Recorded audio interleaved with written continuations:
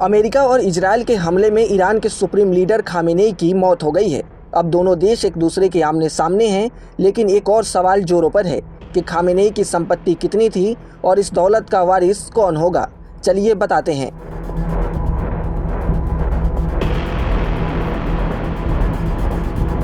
Khamenei के लंबे कार्यकाल और वित्तीय प्रभाव को लेकर पहले भी कई रिपोर्ट से आती रही हैं। खामेनेई 1989 में ईरान के सर्वोच्च नेता बने थे और 3 दशक से अधिक समय तक देश की सत्ता के शीर्ष पर रहे। उनकी व्यक्तिगत संपत्ति को लेकर कोई आधिकारिक आंकड़ा उपलब्ध नहीं है। फिर भी 2013 में रॉयटर्स की एक खोजी रिपोर्ट्स में दावा किया गया था कि उनके नियंत्रण वाले संगठन एग्जीक्यूशन ऑफ इमाम खोमेनेई ऑर्डर यानी कि SETAD के पास कम से कम 95 अरब डॉलर की संपत्ति थी। बाद की कुछ अमेरिकी और मीडिया रिपोर्ट्स में अनुमान लगाया गया कि खामेनेई जिस वित्तीय नेटवर्क को नियंत्रित करते थे उसकी कुल वैल्यू 200 अरब डॉलर तक हो सकती है। हालांकि यह रकम उनकी निजी नेटवर्थ नहीं है, बल्कि उनके प्रभाव वाले संस्थागत साम्राज्य का अनुमान मानी जाती है। खामेनेई की संपत्ति की तुलना अगर ट्रंप और नेतन्याहू की दौलत से करें तो सितंबर 2025 में फोर्ब्स की रिपोर्ट के अनुसार डोनाल्ड ट्रंप की नेटवर्थ लगभग 7.3 बिलियन डॉलर बताई गई, जबकि इजरायल के प्रधानमंत्री बेंजामिन नेतन्याहू की अनुमानित संपत्ति लगभग 13 मिलियन डॉलर आंकी जाती है। इन आंकड़ों के आधार पर अगर खामेनेई के नियंत्रण वाले वित्तीय ढांचे को देखें तो कहीं अधिक विशाल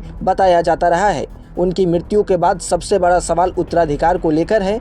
ईरान के संविधान के अनुसार सुप्रीम लीडर का चयन 88 धार्मिक विद्वानों की संस्था असेंबली ऑफ एक्सपर्ट करती है। रिपोर्ट में उनके बेटे मुज्तबा खामेनेई का नाम संभावित उत्तराधिकारी के रूप में लिया गया है। इसके अलावा अमेरिकी think tank council of foreign relations यानी कि CFR ने भी कुछ संभावित नामों पर चर्चा की थी, जिनमें अली रेजा अराफी, मोहसेन अराकी और गुलाम हुसैन मोहसेनी जैसे वरिष्ठ धार्मिक नेता शामिल बताए जाते हैं। साथ ही IRGC की भूमिका भी अहम मानी जाती रही है, क्योंकि कुछ रिपोर्टों के अनुसार वह नए नेतृत्व पर जल्द निर्णय चाहता है। कुल मिलाकर खामेनेई की संपत्ति और उत्तराधिकार दोनों ही मुद्दे ईरान की राजनीति में बड़े बदलाव का संकेत दे सकते हैं। फिलहाल देखना यह होगा कि अमेरिका और इजरायल पर ईरान का किस तरह का अटैक होता है और आगे कितना बड़ा हमला ईरान कर पाता है, और इस हमले के बाद अमेरिका और इजरायल की प्रतिक्रिया क्या होती है। क्या दोनों देश और भी भीषण युद्ध की तरफ आगे बढ़ेंगे या फिर इस पे विराम लगने वाला है। इन सब के बीच ईरान के सुप्रीम लीडर और खामेनेई के दौलत की बारिश को लेकर भी चर्चा होती रहेगी।